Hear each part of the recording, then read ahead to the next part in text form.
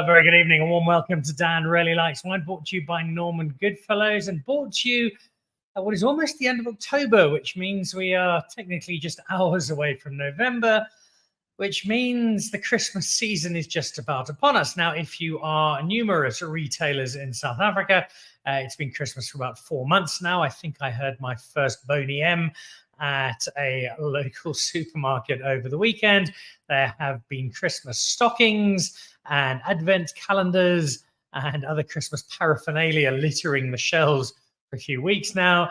And it means we are full swing into the build up to the festive season, or as it's known so colloquially in South Africa, the festive, which is, it's about 8 weeks till Christmas, 9 weeks to Christmas, not long at all to go, which when you're me, it means two things: stocking up for Christmas and making sure that the Christmas cellar is ready for the family assault, and then also working out what to get people for Christmas. And over the course of the next 8 or 9 weeks, we'll be tapping into a few options, speaking to a few people on some Christmas ideas and Christmas thoughts. But it's a good time to start getting ready because it does sneak up on us rather quickly. And one of the things that I would highly recommend from a purely neutral and objective perspective is the Dan Really Likes Wine selection.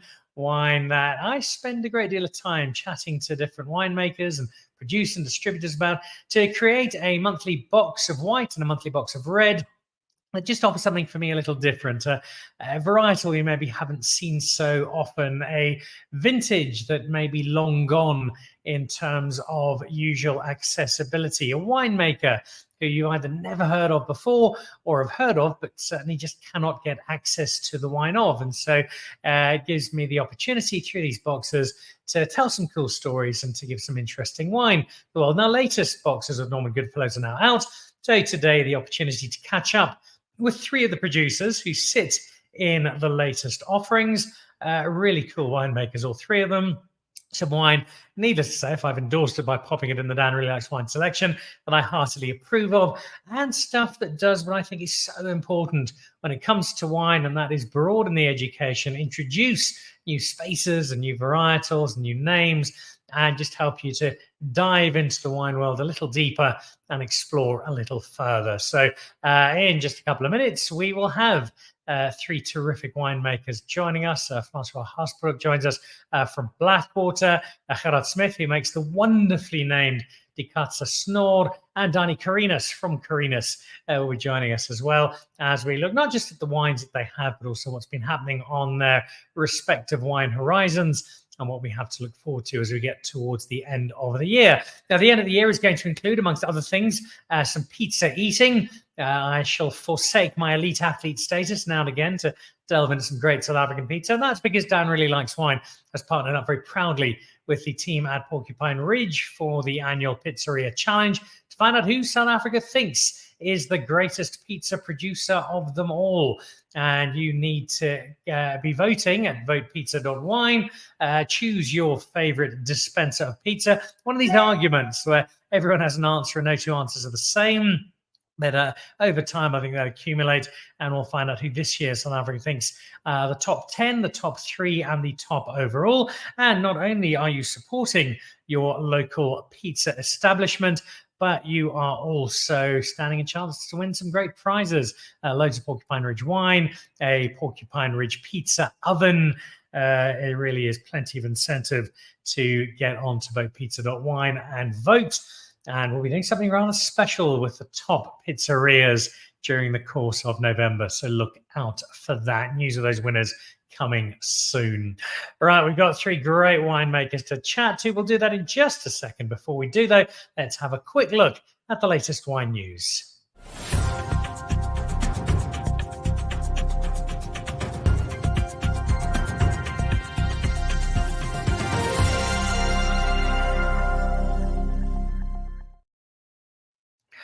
Well, this was the weekend. This was Royal Johannesburg, and this was the very first Noble Roots Wine Festival. I managed to sneak in a quick photo. Most of the time was spent talking to wine producers and talking to producers. Some of them weren't even there. They just come along to have a look and see what it was all about. Big crowd. Ransley Peterson and his team did a terrific job. Wine producers like Boschendal and Black Elephant and Allée Bleu and Friars Cove and Bizet and a whole bunch of others came together for a really lovely afternoon. The jacarandas in full bloom at Royal. The kitchen did a very brisk trade out of the Old Oak, and that was a terrific day. So well done to Ransley and his team. That was the first one. It was smallish, I think bigger than they were expecting. It's going to set the scene for many more to come, loads more wineries coming, and I think more events as well. This one was loads of fun. Expect to see plenty more at the Old Oak at Royal Johannesburg. Now, this was a little earlier on today, the chance to catch up with Team Vessels. It's Craig and Anne and Luke, their son, as they release not just the new Main Road and Dignity and Ave Maria and Le Luc, but also 2 brand new wines. You're going to see these in the festive edition of the Dan Really Likes Wine selection, an estate Chardonnay and an estate Pinot Noir. The vines are younger, the wines are younger, they're a little tighter, a little leaner, but still really, really good wine coming out of the team from Restless River. This was at the Peach Hotel earlier on today. That Ave Maria and Le Luc are still benchmark out of the Hamalada, but the new ones, I think, will just make the brand a little more accessible, both price point, but also in terms of numbers, because there's not much of that Pinot Noir or Chardonnay at the top level. So a welcome addition. Look out for those included in the Dan Really Likes Wine selection coming up around the festive season. Now, this is tomorrow night. If you are free, you can join me and the Idiom team at the Norman Goodfellow Storm Four Ways Crossing. Get there 5:30. We'll kick off at 6 o'clock. The last few tickets are available. It's 100 Rand a spot to come and join us. That 100 Rand goes entirely to charity. There are snacks going, canapes served. More importantly, some wine that's heavily influenced by the wines of Italy and the winemaking style of Italy. And if you haven't had the wines of Idiom, you'll be meeting not just a brand that's new, but I suspect 1 or 2 varietals that are either be new or largely unfamiliar. Terrific wine. Love the bottles. They're always tall and slim and elegant, much like myself. And we'll have those tomorrow with the Idiom team. 5:30 for 6 tickets available. The last few at ngf.co.za. And then starting on Wednesday, the wine world has descended upon Johannesburg, and furiously so. It is Standard Bank WineX, Michael Fridjon and his team. I had lunch with Michael today. They're looking really good for not just a big and healthy crowd, but more importantly, terrific wine. The winemakers really do pull out all the stops for WineX. And I think Michael and his crew are going to deliver, again, yet another wonderful, wonderful occasion. There are still a few tickets left, says Michael. So Thursday and Friday are your availability. Get along. But remember, when you do, go and look for something new, something different. The temptation is always to find those old favorites, and understandably so. But try and find the varietals and the producers that you don't know so well, and walk away with not just a lot more wine knowledge, but also the wine itself, because Norman Goodfellows will be providing the delivery service, and within 7 days of that wine arriving, your chance to have it arrive on your doorstep and celebrate what you've discovered at WineX. So really good few days in store. That is later this week. Standard Bank WineX with Michael Fridjon. Okay, well, let's jump into the show and our collection of winemakers who've all contributed to the current edition of the Dan Really Likes Wine selection. This is kind of whoever as a kid you played Football Manager, or if you are a fantasy footballer, or you like playing Super Brew, where you get to collect your favorites and bring them all together. It's kind of what I do with this. I get some of my favorite wine producers, favorite wines, and pull them together, hopefully for your benefit and for your sense of discovery. So let's meet our very special guests for today. Danie Carinus from Carinus joins us on the show. Gerhard joins us from Snor, and Francois from Blackwater Wines. Guys, great to have you all. Welcome. First of all, thank you for allowing me to include your wine in the upcoming selection. And we'll talk about that wine in a moment, because it's some really exciting stuff. First, though, it gives me the opportunity to reconnect with you, Danie, on the show. I think the last time we chatted was about Colombar and the rise of Colombar. Colombar was looking pretty exciting when we spoke to you then. How have things gone since then? Have you persuaded more South Africans that Colombar is a wine they should invest some time and money in? Sure, yeah. Thanks, Dan. Thanks for having me. And hello to everyone. Yeah, Colombar, I think it's like I might have mentioned the previous time, is that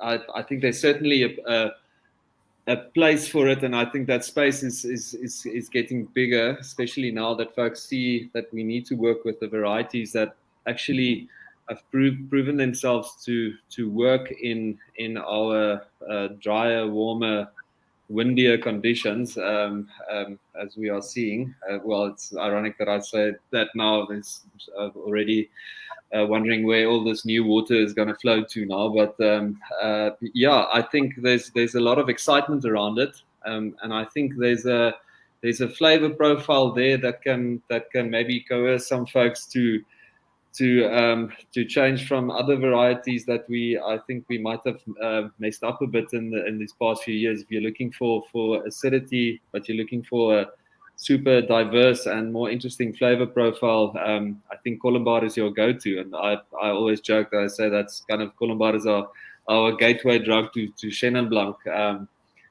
genetically from the same family group. And yeah, so I think it just works. And I think we need to honor this variety that's been such a massive part of our grape growing history. And obviously, that's myself and Yihu's thing, that we are predominantly firstly we're farmers, and we see all these varieties that us and our dads, our granddads, even the folks before them worked with, and Colombard has always been there, and I think it surely needs a place. Whether it's going to reach the heights of our other fancy whites, I'm not sure, but I definitely think it needs a mention and a ice bucket.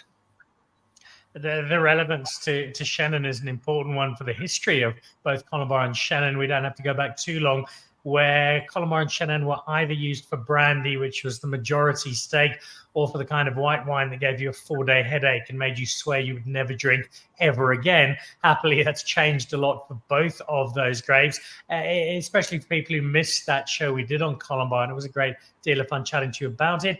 Is there still a misperception, do you think, on Colombard and its true status, or are more and more people understanding that when in the right hands, such as yours, Colombard does have the grand potential to be a premium white wine? Yeah, thanks, Dan. I'm a bit of a minimum intervention winemaker, in the sense that I don't do a lot of winemaking.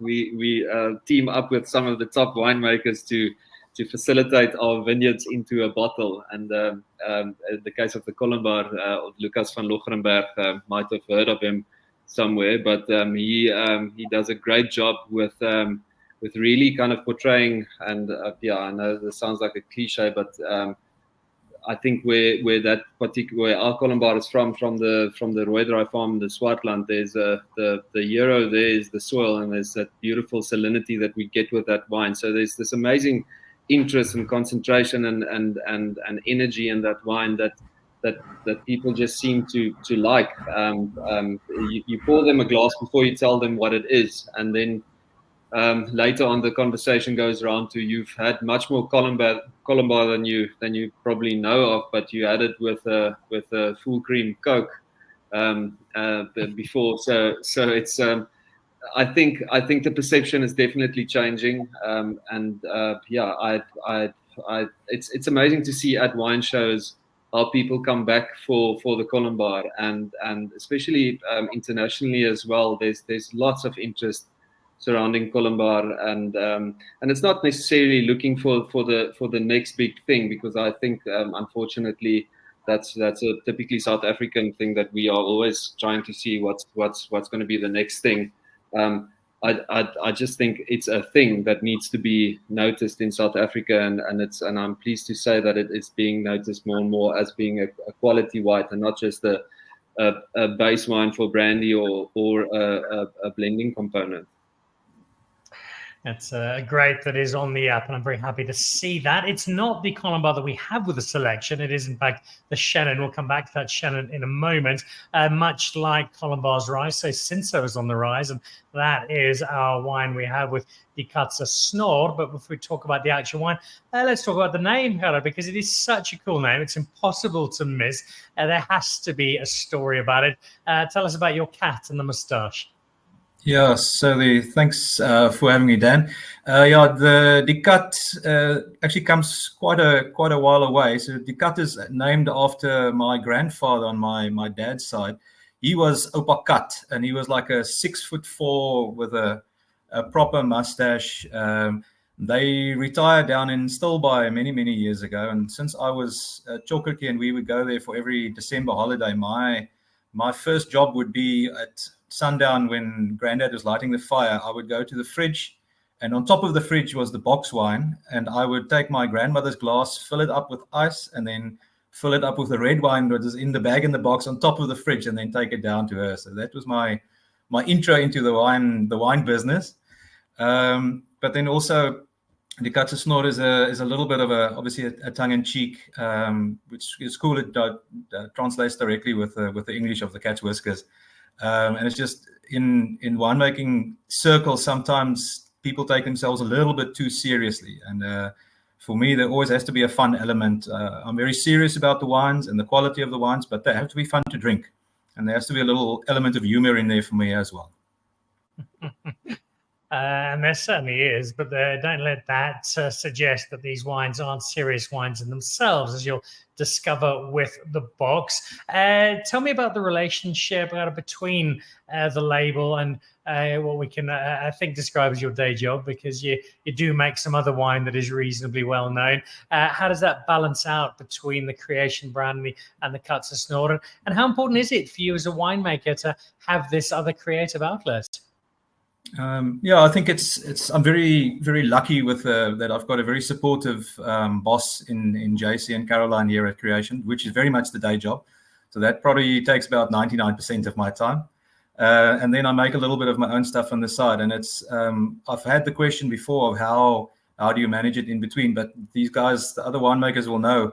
Harvest time, everything's just coming in thick and fast. So if you have another couple of little bits and bobs just coming in as well, you just kind of find a home for them somewhere and ferment them and try get them to bottle safely. So it works quite well.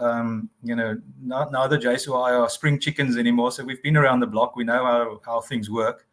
But it's just it's phenomenal to have such a support base from your day job for something that is technically, I guess, a competition. Although when the cut becomes competition for something like creation, then there's something seriously wrong with either or both of those issues. I think those who've drunk both wines would agree that they sit alongside each other really nicely. And it is something that it takes people a little while to get their heads around. Well, hang on, you're making a rival wine while working for the person who pays you to make their wine. But I think once you understand the symbiosis of these two, you understand that actually it's a really strong relationship. I think Creation benefit from having your creative juices milked just a little later. Francois is our third guest on the show. Francois, lovely to have you, and lovely to have the Syrah, which we shall talk about in length in just a moment. Give us a little bit of story about the Blackwater wine brand, the name behind it, the story behind it, how this came to be what you are now enjoying so much success with. Thanks, Dan. Thanks for having us. Firstly, I've got to apologize for the background. Let's call it noise, but it's a working winery, and we're labeling thick and fast for today, tomorrow, and Wednesday, new vintages and exports. So if there's a cling and a clank and an occasional bottle that goes smash, just kind of ignore it. In terms of our own brand, I studied at Stellenbosch, and way back then, I always knew in the back of my mind I wanted to do something of my own. It's kind of an artistic outlet, and I don't think it's that much different to Gerhard's situation of you accept the reality that you're more than happy to and to work for somebody else for a salary as well and really live out your passion for winemaking. But there's always that little bit of a niggle at the back of you just want that little bit of an outlet that kind of do something on our own terms, 100%, right or wrongly, and very often wrongly. So that stuck with me, gone through the motions, worked overseas, came back, did my stint as an employed winemaker, and then in the late, let's call it 2000s, decided I'm gonna do this. Set up Blackwater. I mean, my surname does not lend itself to great marketing and sales unless I want to go sell everything of the Benelux. Francois has already been trademarked by our esteemed colleague Francois under Vin de Francois. So that wasn't an option either. And the Blackwater name came up from, I love mountains. Hiking and being in rocky kind of mountains is my happy space. I know a lot of the winemakers are permanent surfers. I'm not one of those. So the more rocky it is, the more happy I get. And I just reverted back to my happy space. So hiking in the Jonkershoek Valley, and I'm like stuck for having a brand kind of name that resonates with me and what I believe in. And I was literally just sitting next to the source of the first river, right up in the second waterfall, and this water just trickling by me. And I'm like, this is something I remember since I was knee-high hiking with my dad. And you walk past these mountain streams of the Boerland, and it doesn't matter how deep it is, but the water is this peculiar pitch black color. It's like a leech tea that just stood overnight. And it almost freaked me out when I was a child. You don't know what's going on under the water. Monsters lurking, but it's some of the best tasting water under the sun, and it's all the rivers in the Boerland, and that's the tannins leaching from the fynbos into our river systems from our mountain systems. And I'm like, well, this is black water. This is the stuff that feeds our vineyards. Red wines, ironically, also based on tannins. Also a type of a black water, and that's where the name was just born at. So the name stuck, and we're in it now for close on 15 years. Thanks for the kind words of us being successful. Success is the eye of the beholder in the wine industry, but so far so good. We enjoy making small batches of wines that come from mostly peculiar outlying vineyards. We're not solely based on just focusing on a single varietal or a single area. So we've got everything coming in from Paquetberg through to Robertson and anything in between. As long as the vineyards kind of capture my imagination for whatever reason, and it's mostly based on where it's planted, being at rocky soils or not, then we'll take a dabble at it. In terms of the Syrah, it's one of the varietals that I've just grew to appreciate over the years, both as my role as an employed winemaker, but also back in the day working for a guy like Neil Ellis. And you just get to know the versatility of a varietal of Syrah. I refer to it as Syrah because that's the style we make, but Syrah, Shiraz, interchangeable, whichever way you want to refer to it. And the Cartelis Syrah that we're dealing with now has been Swartland-based for the most years, and in the last couple of years, we've made a transition to a new vineyard site out in the Breedekloof Valley. But again, the decision was based on how rocky the swells are, and majority schist and shale swells. Yeah. You mentioned Neil Ellis there. He's one of a number. Tell me very quickly about the influence on your career, both as a winemaker, but also just as a person, the guy by the name of Kevin Arnold. Yeah, I mean, Kevin, he's a living legend. I mean, there's very few parts of the industry that he has not somehow had an effect on. I mean, I completely fell into the job at Waterford. I randomly applied for it by word of mouth. I was in New Zealand at that stage, basically dead set, just coming back to South Africa to sort out my paperwork, get on the plane again, and then fly back, because I had an offer on that side to become an assistant winemaker. And I was like, well, I'll just go back there and I'll probably immigrate. And I just got the random phone call saying, listen, we'd like to have an interview. It panned out. There was a chance occasion where he met up with Neil Ellis and at that stage the owner of the winery in New Zealand, in London of all places. And my name came up, and at that stage, Kevin was in need of a new winemaker to help him out at Waterford. It was in the transition phase between Gunther Schultz leaving and him having I call it a weird bunch of winemakers taking over at Günther, but if you look at who they are literally the who's who of South African winemakers that ran that cellar in 2004, which it's actually quite insane. I mean, it's Danie Carinus, it was Andrea Molyneux, it was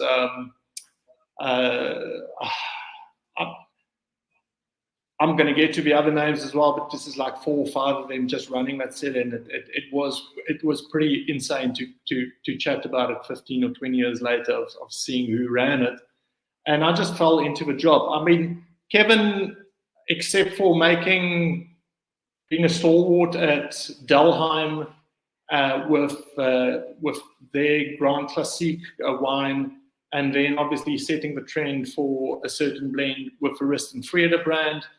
I mean, he was one of the founders of the CWG. So the guy really, I mean, he talked the talk and he walked the walk. And me walking into that job at that stage, 24 years old, completely out of your depth. Like, completely out of your depth. You are chewing at the bit and just hoping that you figure it out and fake it till you make it kind of situation. And you walk in and he gives you the set of keys and he says, well, that's your cellar now. And you're like, okay, it's a sense of trust and responsibility that kind of puts you on the block. But you've also had that brain's trust that he has of any time the doors open, you sit around a table and you have a frank discussion, you taste through wine. So, I mean, the decade I spent there, absolutely invaluable. It was a MBA on an MBA type of situation, and I would not have it any other way. It was an amazing decade of my life to work with him. I'll never say I worked under him because he was always next to you and saying, okay, what's your vision? This is the company's vision. How are we going to achieve it? And we figured it out together. So, I mean, I can't sing his praises higher. The guy's got an exceptionally sharp nose, annoyingly so. So you also can't get stuff by him that you know is slightly dodgy because he'll pick it up. But that just kind of drives you to do better. So, and he's busy with his own project now as well. And yeah, from the sidelines, I'm eager to see what his next chapter is on great chapters already. Yeah. And of many is Francois, who has learned so much from the great Kevin Arnold. He has been a terrific mentor. You have one, Gerhard, in the form of JC, and you've already mentioned him and the role that he plays. He makes 1 or 2 rather decent Pinot Noirs with you by his side. How has that influenced the wine that we find in our selection, the Snor Pinot Noir?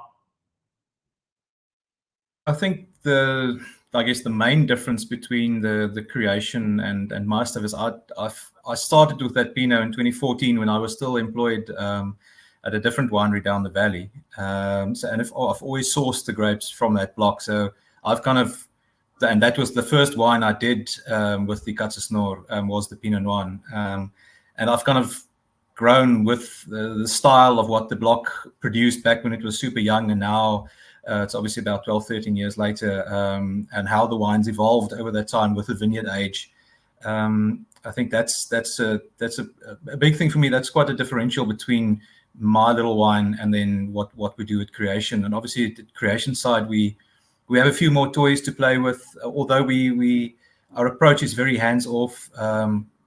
When I joined creation, 7 years ago almost, it was very interesting that we were moving, and I think both of us still studied, or we grew up with, there's certain ways to do things, there's certain additions you need to do, there's protocols you need to follow.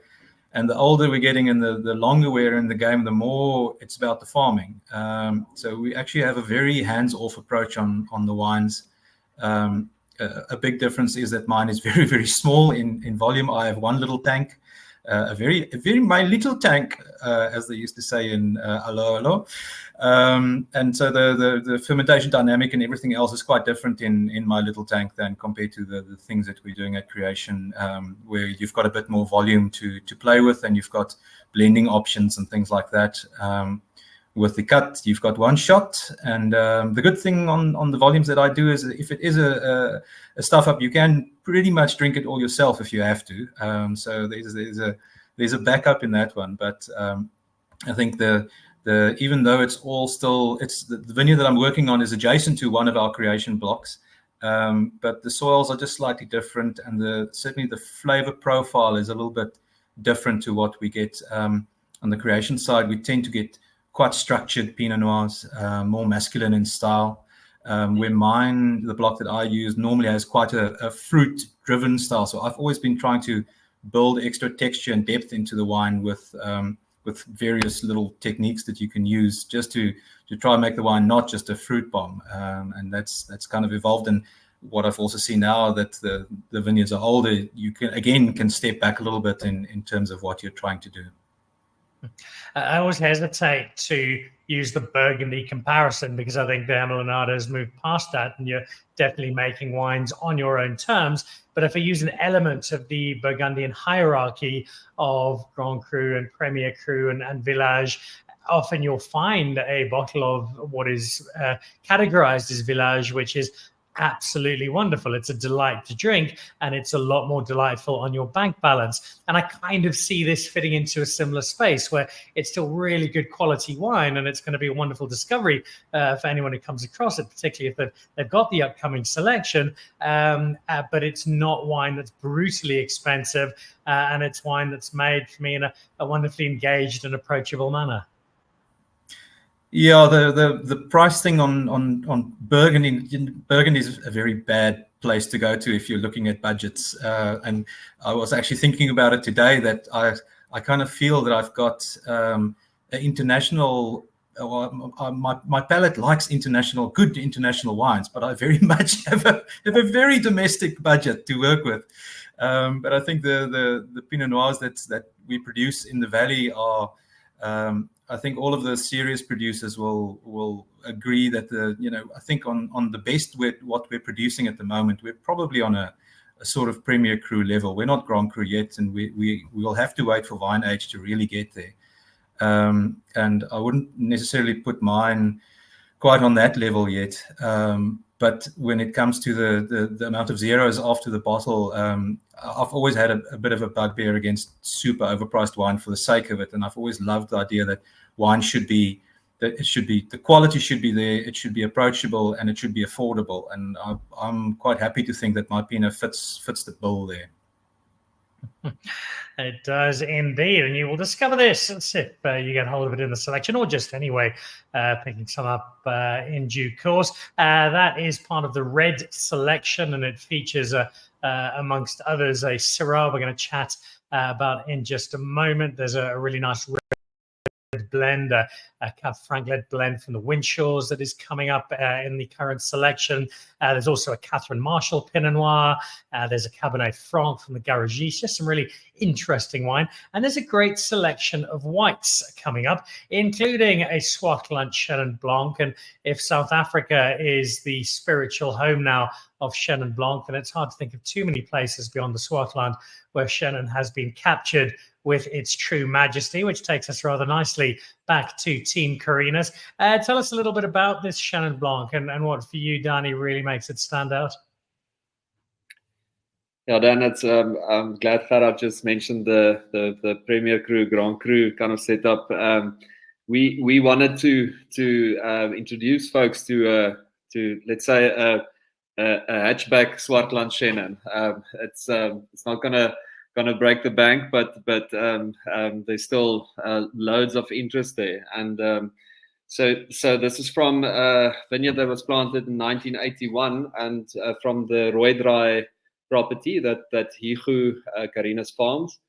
And we actually the nice thing about being the landowners and the farmers, that we don't have to organize that picking date with the farmer, because we are the farmers, and we've terribly missed the timing with our picking dates in the past. So since 2016, we've done multiple picks on that vineyard. So in the case of the 22 that's in your collection, we actually did 4 picks. So first few picks would essentially be for just to get that acidity, a little bit of palate weight, and then your later picks more towards your fruity, the riper components. And all those different batches ferment separately, and then at the end we sit down and then we taste through all the barrels. Our barrel selection, the few barrels that we think is showing the most kind of classiness, we bottle under Rooidry, and then the rest that we feel kind of wants to be opened up now.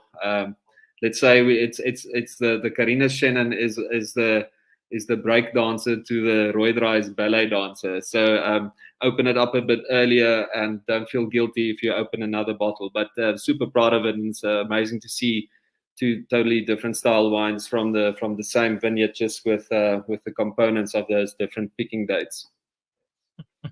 You mentioned breakdancing. I struggle not to picture an Australian breakdancer whose name I won't mention at the Olympics in Paris. This will certainly be of a higher quality. People are getting their hands on this. So you discover the wine, you want to share it. Well, share it up to a point. But you also want to discover it in the best possible way. I find that it's hard to nail down exactly what food to have with Chenin Blanc generally, because there is such wonderful versatility to it, from spice to rich food to a more classic seafood style of dish. What for you really brings the best out of this particular Chenin Blanc from a food perspective?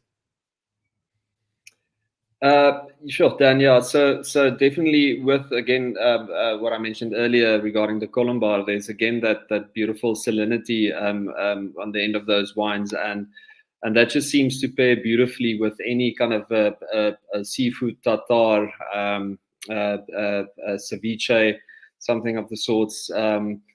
There's this real kind of a creaminess on the palate that seems to work well with those kind of dishes.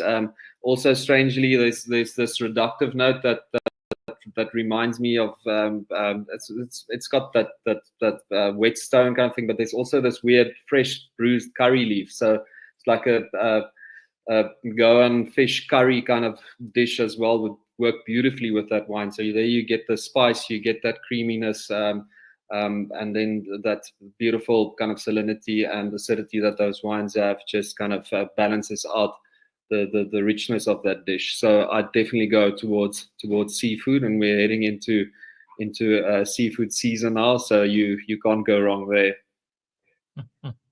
All right, got me peckish again. This tends to happen rather often on this particular show. Chenin Blanc has been catching the eye of wine drinkers and wine critics internationally for some time now. Francois, I get the sense in the last 2 or 3 years, an understanding and appreciation of the quality of South African Syrah from an international critics market has surged, and it ties in with a real understanding, I think, of where the very best of our Syrah often needs to go. And that's wine where the focus is more on the elegance and the purity of fruit. We still produce some of the bigger Shiraz style with a set of shoulders coming off the back of a scrum. But it is that slightly more refined, slightly more delicate style of Syrah that is, I think, getting a lot more attention. Is that a fair reflection on where you think our Syrah is going and where we do get the best out of it? Because it's certainly what I got when I tried some of yours recently. Yeah, I think that's a fair comment, and it ties pretty well in with the comments that was made on the Chenin Blanc side as well. I mean, the benefit and the disadvantage of Syrah and something like Chenin is twofold. It's its versatility. I mean, that's what makes it such an amazing grape to work with. It's one of a few red grapes that is happy to come into the cellar at what we would have been taught at university as being underripe. I mean, back in the day, everyone is aiming for the holy grail of a 25. 25 banning is what you're aiming for. I don't know where that number came from, but that's just the number that was there.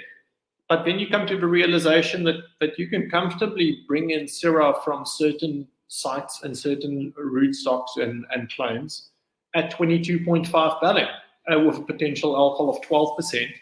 wine is not green, it's not weedy, it's not astringent, it's not thin. There's structure, there's appeal, there's oodles of perfume, and more importantly, it's got lots of natural acid at that level. So wine is actually refreshing and not this cloyy, sweet behemoth of a mess. And that just kind of after a glass, you're like, okay, that was interesting, but now I'm physically tired of this. And then it can go the gamut straight through to, you can go pick it at 28 or 29 Ballon. You can pick it at borderline port conditions and still make a wine that's appealing to a certain profile of drinker. And I mean, I don't want to pigeonhole Syrah versus Shiraz, but I'm very kind of outspoken to the fact that I think Syrah is more on the drier tannin, higher acidity, focused more on, let's call it the earthy tones, crushed rock, spices, blood, that type of notes, where Shiraz is much more about opulence and richness and fullness and sweetness, but not necessarily sugar sweetness. It's not that there's a stuck ferment and there's sugar left, but there's glycerol and the alcohol, and the combination of those two usually comes over as a supple kind of syrupy kind of vibe. To answer your question, am I going to hang my hat and definitively say which version is the best? I think I've made bigger mistakes in my life and tried to do that. But the one I feel is more a reference point is going to be veering more towards Syrah than Shiraz, for the simple fact that Shiraz is something that can be manipulated in terms of ripeness of a vineyard, and it's much more a production style of making wine, where Syrah, in my personal opinion, is more expression of a site where the vines are grown and how the grapes come in. Yes, obviously, you give the same grapes, the same ripeness level to 10 different winemakers, you're going to end up with 10 different wines, because we always manipulate things. We always have a decision to be made in the vineyard and in the cellar. But on the Syrah spectrum, I think there's just more nuance. It is probably a bit more decisive or divisive in a room of you might like it or not like it, which is fine by me. I mean, the volumes that we're making wines at this scale, it's fine being divisive. You don't have to please everyone. So having a drier profile and not being this opulent, rich, big wine, which a lot of people expect Shiraz to be, but more Syrah of more earthy tones, forest floor, truffle, iron filings, that type of thing, and with a higher acid. I think those are the ones that garner most recognition. The fact of the matter is that the gatekeepers of who decides what is hot and what is not in the wine industry there's a dozen people, effectively. And those are the ones that stand out for me because I think it's got soul, it's got a traceability. It's like Carinus says about their Schillen, their Roydra is very specific in its style. And it's if Lucas decided to pick it 4 days later than they pick it, then that style would probably just disappear and it just become another generic Schillen at 13.5 alcohol with a bit of yellow stone fruit. But because it was picked at the right stage and handled with the right kind of care and deferring to the fruit rather than intervention, Roydra has become Roydra in its own right. And in the same breath, Gerhard with his Snor, he understands his block of Pinot Noir being, although it's closely related to creations, there's a definitive different style to it. But you can only get that style to come to fruition if you treat the grapes with deference of when it's ripe and ready, rather than trying to force it into something. And my preference is I like making wines that's more on the elegant side. And obviously, there's sometimes a thin line between elegant and insipid. But I find elegant wines a little bit more challenging to make rather than just robust, big, blousy, extracted. Everything is just more and more and more. There's a recipe to do that, and there's a Rolodex of things we can add and toys we can buy to get that right in the cellar. But that's not what I want to do personally. So to answer your question, I think, yes, Syrah is slowly but surely kind of claiming its rightful place.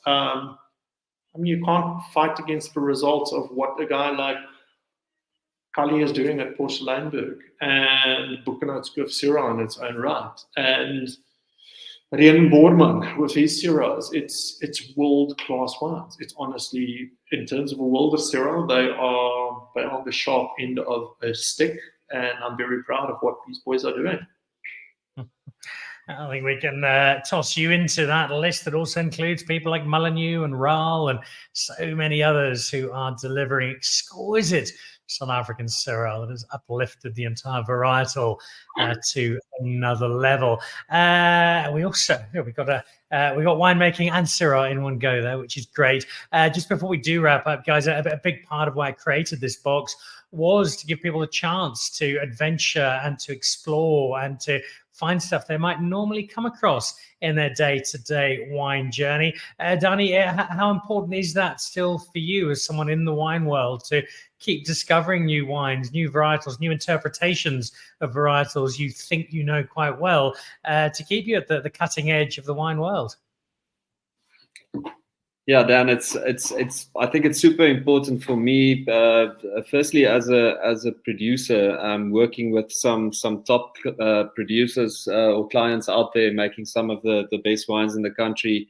I need to know what that final product, what they're aiming for. So we need to be tasting a lot of wines, not only as winemakers, but as vine growers as well. We need to understand the next tier of the industry, and I think that's what actually opened up a whole new part of the wine business in South Africa, is that the wines of the world are accessible now, and the other wines, well, to tell you the truth, many times in tastings.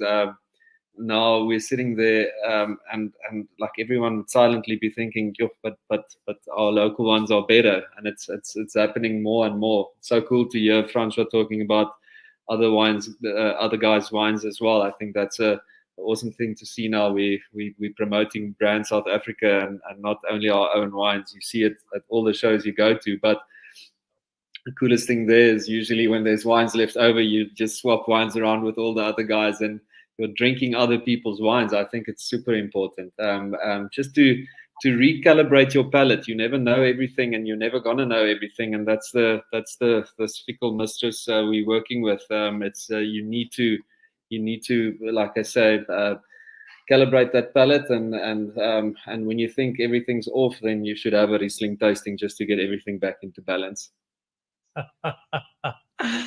That's an excellent summary. Francois, just quickly, what about you? Are you still, despite your time traveling the world, working in America, working across South Africa, are you still on a regular basis finding the new, the previously undiscovered, the wine that still has the capacity to surprise? Oh, for sure, Dan. I think at the end of the day, and Danie summarized it perfectly, is when you sit in tastings very far from home and you open wines and people are visibly moved and shocked by the quality that they're experiencing in their glass. And it's obviously the fact that it relates to a great price point even amplifies it more, but it's such a discovery for them. I mean, the reality is our vineyard holdings are getting smaller and smaller and smaller every year, if we like it or not. We are becoming a minority player in terms of world output of wine. So the responsibility turns to us to make better and better wines. So even if we don't make a lot at the end of the day, we've got to make wines that becomes what I refer to as reference wines, where if a tasting is held in Helsinki and they are talking about, be it Pinot Noirs or Chardonnays or Chinons or Sauvignon Blanc or Cabernet Sauvignon or Syrah or the whole gamut of wines, you would hope and love one or two or three South African wines to be mentioned in that saying.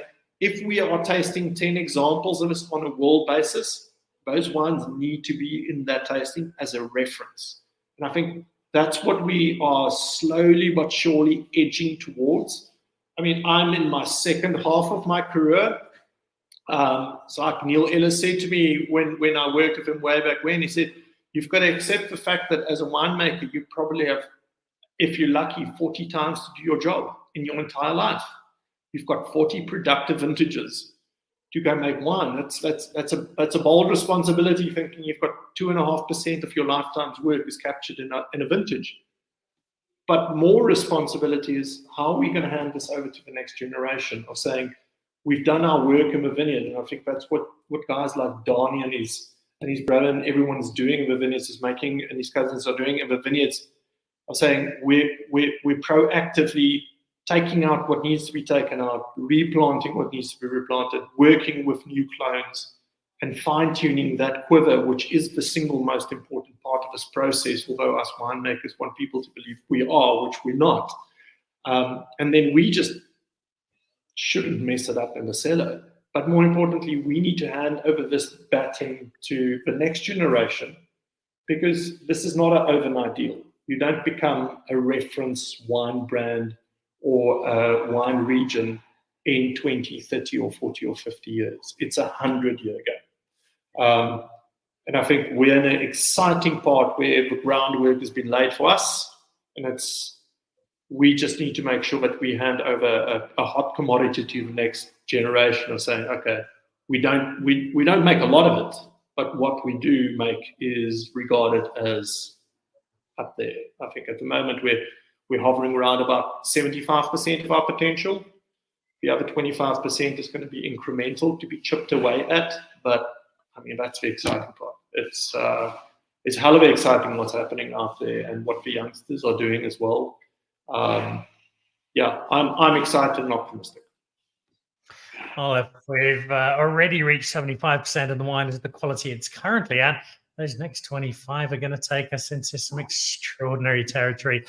Just to wrap up, I'm looking at a number of winemakers. RB Bersla is a good example of late, having spent a lot of time doing what you're doing now, having the two concurrent labels, and now deciding that it's time to focus on the Bersla label. Is there an ambition that Die Katse Snor one day becomes something in that space, or for now is that balancing between the 99% at creation and the 31% at Die Katse Snor, which I think I got the maths right, allows you to keep happy and fulfilled? Yeah, I think I might be a little bit different to some of the other guys that kind of go their own way and get that itchy feeling and stuff. I've always been very comfortable working for somebody that didn't come from a farming background, or I grew up in the suburbs of Belleville. So it's like there was never a wine farm with my name on it if I just stuck around long enough. So I've made my peace that I will work probably for somebody. And I must say, working at creation is it's something I really enjoy. We really box for the highest quality. It's all about focusing on the farming, realizing what you got to do to make better wine. Sometimes less and not more, and things like that. And it's a culture at the place that I really enjoy, and it's fun being part of a good dynamic company. And having the cut is my little passion project. I can really play and do the freaky stuff there, which happens if you are. My first vintage, I did a Sauvignon Blanc, and when you call Herman Meyer Stompie for advice of when things go interestingly on the wines, then you're in deep water there. So I like having it as a side project, but I'm quite comfortable with the dynamic the way it is. It's probably something that when I finally reach retirement age and they have to put me on the bench, it's still something I can do on my own time and just keep fiddling with it a little bit. The sound in the background is the popping of Cup Classique corks from the entire team at Creation on hearing that Gerhard is not going anywhere anytime soon. I think that'll make plenty of Creation fans happy, but the fact that it's running alongside Die Katse Snor means we get two brands for the price of one, so to speak, and very happily so. Guys, thank you very much indeed. I think Danie might have just slipped away. I know he's He's a busy man. He's about to slip away. So, Danie, thank you, Francois, Gerhard, not just for being on the show, but also allowing me to put some really exciting wine into the selection. And I genuinely mean this when I say that I have an enormous amount of fun with what's quite a difficult job, because paring it down to just 6 wines of red and 6 of white each month, it is tricky because there is so much good wine. And you've all made the point about the quality of winemaking at the moment and where it's going.